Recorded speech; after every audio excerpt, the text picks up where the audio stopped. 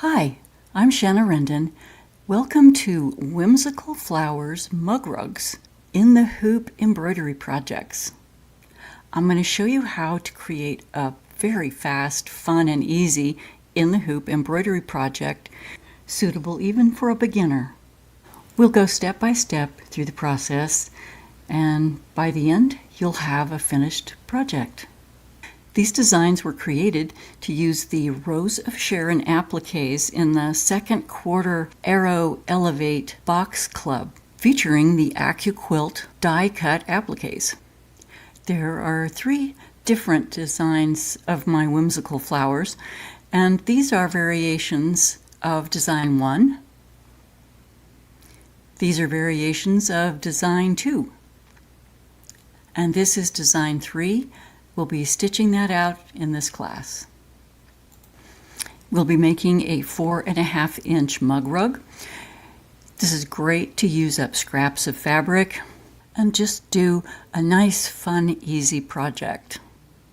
So let's get started making a whimsical mug rug.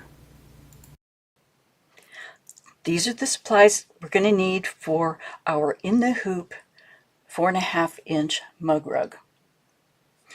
I need the embroidery machine. I'm able to stitch this embroidery pattern out in my 5x7-inch hoop. We'll need a rotary cutter. A point turner is helpful. This one is one that's available from R&K. We'll need stabilizer. I have some fusible poly mesh here.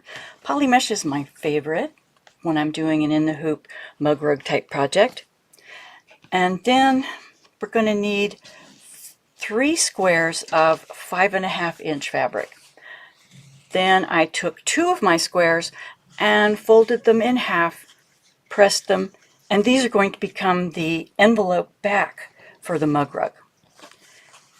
Also need 4.5-inch square of batting or fleece.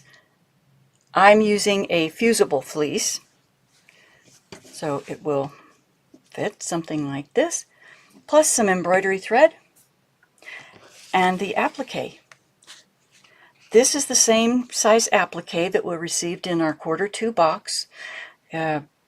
AccuQuilt cut the Rose of Sharon die and created appliques for us. So there is an SVG file included in this class, so you can cut your own if you'd like. I have Templafuse fused to the back of my applique. It's wonderful stuff, really.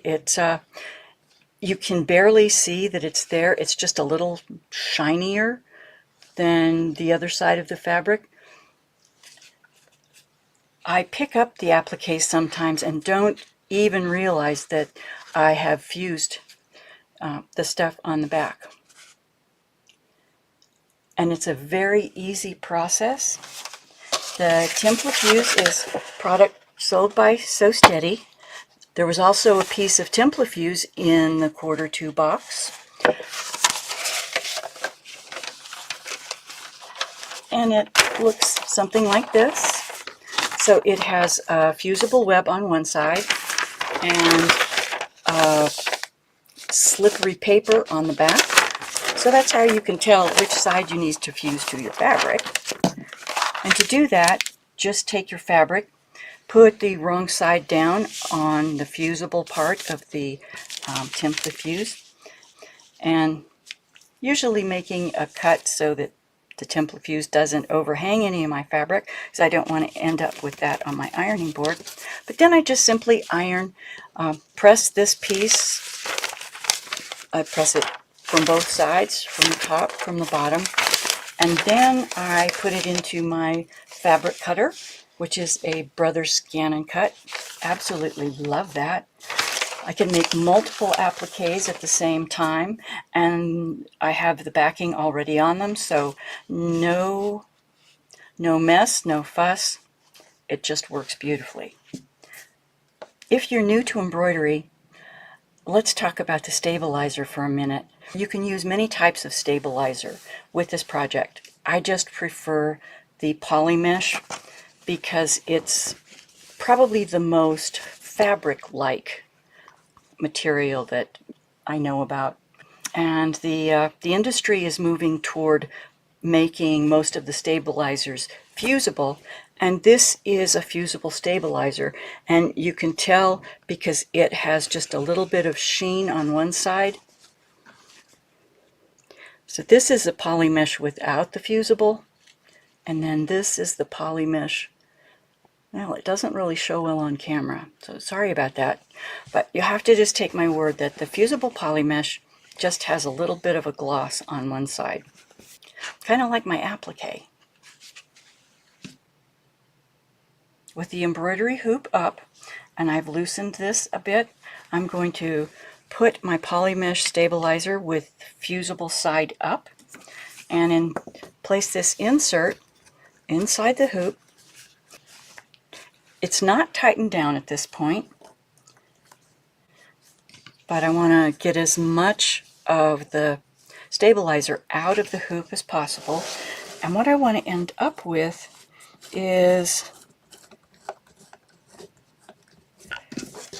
like a very tight stabilizer. The tighter you can get your stabilizer, the better. It kind of sounds like a drum when you touch it. And the tight stabilizer will help all your embroidery look much better. One other warning, you want to tighten your hoop using the tightening mechanism here, but you don't want it to be so tight that the hoop bows a little bit and these edges come away from the outside, because that's not holding your stabilizer. So with this, we're now ready for the embroidery machine. Step 1, bring in the embroidery design. So in this case, I'm using my USB stick, and from here I can choose the design I wish to stitch out. Set the embroidery design. You can see that I've chosen design 3, 4 1/2 inches. The dimensions on the screen are 4.72 inches by 4.72. Please keep in mind this design is 4.5 inches in its finished state. This is the first placement stitch in our design, and it's going to be the spot where we want to place the fleece and the background fabric. I'm stitching just a straight stitch directly onto the stabilizer.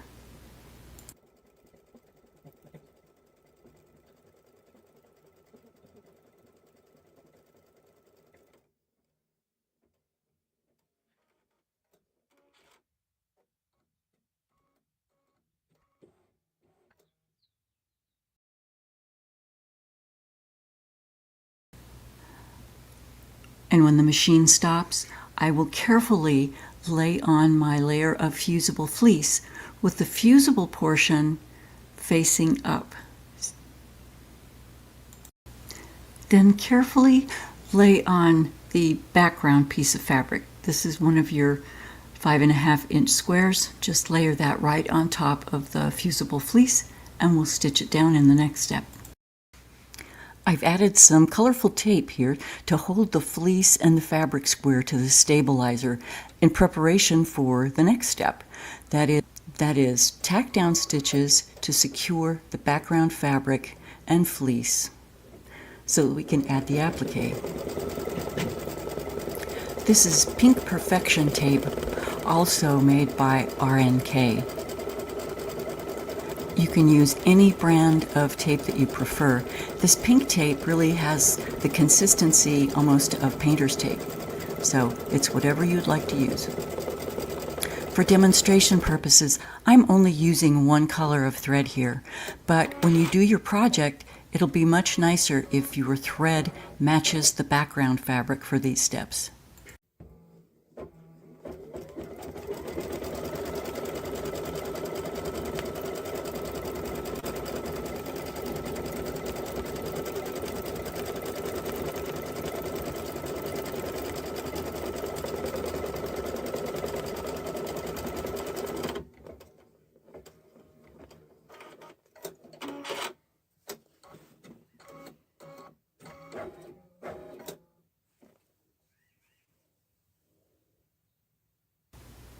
The next step is to stitch the placement for the applique. At this point, I can match thread with either the background or the applique. And this is where having those pre-cut appliques makes this project so much easier than just a regular applique project. So just bring in the applique and match it up with the placement lines. So I'm going to remove the hoop and attach the applique. First, a word about matching up this applique to the placement line. It looks like this applique should fit just directly on the placement stitches, but that's not necessarily the case. The Rose of Sharon flowers bumps are not the same height and width. So, in order to place it correctly, there are 3 key positions for this applique on the placement line. So I'm going to place a star at any point on the placement line. Here looks good. Then number 3 consecutive positions on the applique. So first I will place the number 1 position of the applique next to the star, and if my applique matches up, that's great. We're good. But if it does not, then I rotate the applique and place the number 2 position next to the star.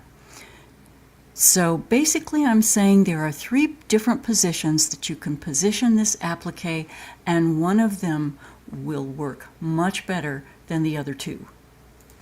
So when placed correctly, the applique will line up directly on top of the placement stitches, as you can see in these close-up photographs. The last part of this step is to iron the applique onto my background fabric. And you can see here my iron fits directly in my embroidery hoop, so it's a very easy thing to do. I'm able to the fusible stabilizer to the back of the fleece, and the fleece is adhered to the background of the fabric, and the applique is also adhered to the background of the fabric. So we can take this back to the machine. Let's take a closer look at our applique placement. It looks pretty good, so we're on to the next step. This step will tack down the applique to the project background.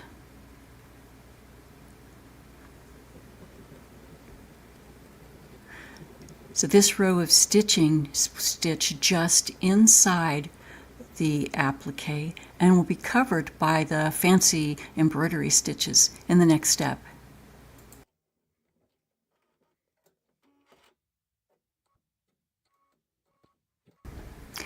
Let's take a closer look at our applique and the stitching just inside the applique. Looks good. We're ready to go on to the next step. So if you didn't have the pre-cut applique, it would still be stitched the same way. So just place a square of fabric over the placement stitches, then stitch the tack down stitches and trim the square piece of fabric closely along the tack down stitches, and would be in the same place at this point, and move on to the fancy embroidery stitches. This next step that I call the fancy embroidery stitches is actually a steel run stitch. So it's going to, well, that stitch looks like a satin stitch. So basically satin stitched all the way around the applique, and then a run stitch stitched over the top of the satin stitches. So this will take a few minutes to stitch out. This is the longest step in the project, but even so, stitching this project out only took me about 12 minutes total. The thread I'm using is a 40 weight tri-lobal polyester embroidery thread. This particular brand is by Floriani, but in the second quarter box we received that pretty pink thread, And it was also a tri-lobal embroidery thread from Wonderful. So that thread would work well here. And the Deco Bob thread that was also in the second quarter box, that works great for bobbin thread, embroidery bobbin thread. I've used Deco Bob for years and it's a great thread. These designs make for a really fast and fun project. It's a great way to use up some scraps, and it's kind of fun. There are 3 designs available in this project size. They all use the 3.5-inch Rose of Sharon applique, but the centers of each of the project is just a bit different.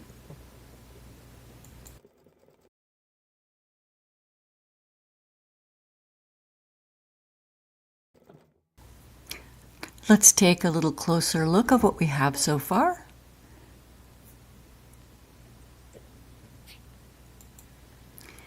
The color of thread that I used here, I wanted the look of tone on tone, and I tried to match the thread with the color in the background. So I'll show you some photos of what more contrasting stuff will look like. So this center design is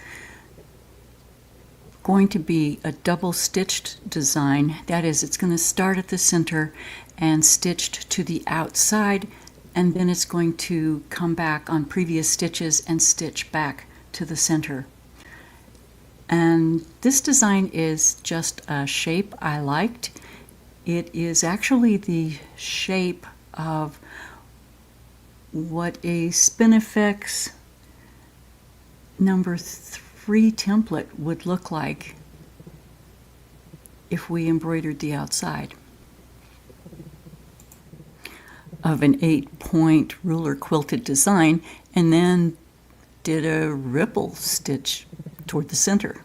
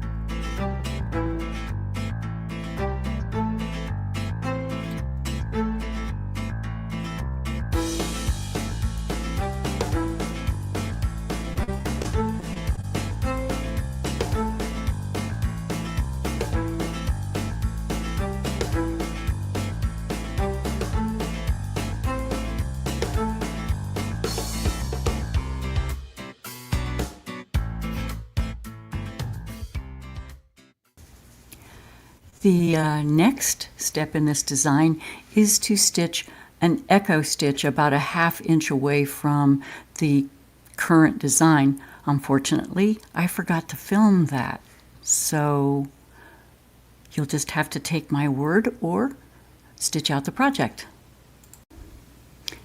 The next and last step of our mug rug project is to add the back to the mug rug. So we'll take the 2 square fabrics that are folded in half and pressed. Have a fold pressed in the center. Place one of those folded pieces with the fold toward the center of the design and the raw edges even with the raw edges. Take the second folded piece and place the fold at the center and the raw edges even with the raw edges of the project, and the 2 folded edges will be slightly overlapped. Now for the tape. I just removed the tape that was already on my stabilizer and project and put those back, or reused the tape, putting the tape back on the corners of this current setup. But I added 2 longer extra pieces of tape that you can see in the center, and I need those because the embroidery foot is going to go around the outside of the project, and I don't want the embroidery foot to be able to get hold or underneath of one of the folded pieces. This is very important. Back at the machine, take a closer look at my tape placement, and I realized that that tape in the center is going to be stitched over, but that's okay because I really want to have a secure spot where the ruler foot is going to move across that folded edge. Now when it's stitching this direction, it's not so bad, but when it stitches around the bottom and comes up the other side, it's easy for that embroidery foot to slide between the 2 folded pieces of fabric. That doesn't work well.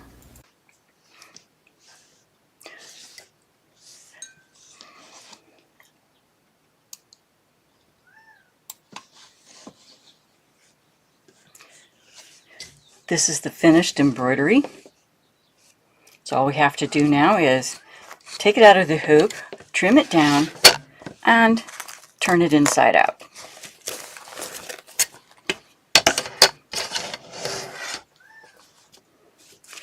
Remove my tape.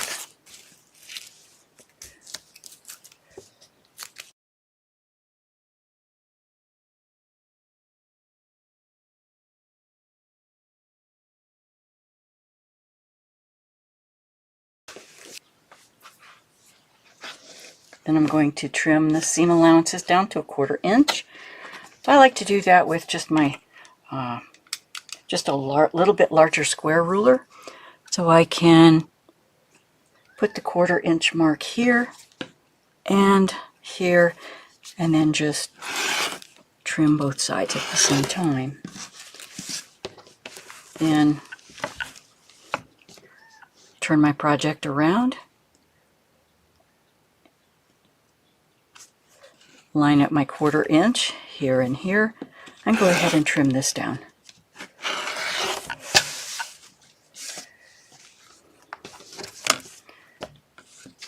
Now I'm going to trim off the corners diagonally.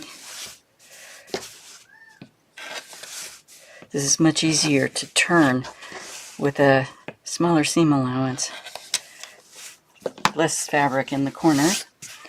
So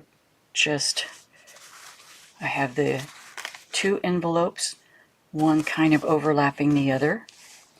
There's what it looks like on the inside. So I'm just going to take my mug rug and turn it inside out.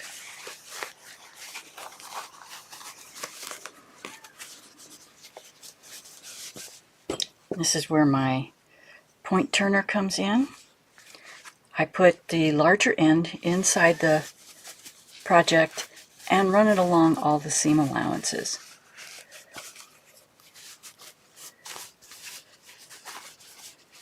Even on the straight part of the seam allowance. That can help me press it more easily. Now I'm going to just take the smallest, most pointy end and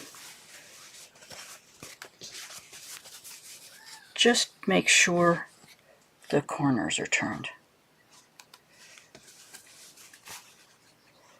All the while being careful not to poke through the corners.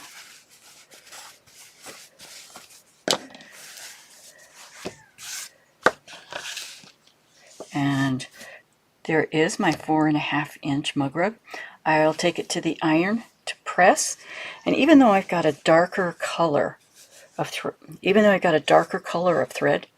running right along there, I can just roll that seam slightly to the underside all the way around, and the darker thread won't even show.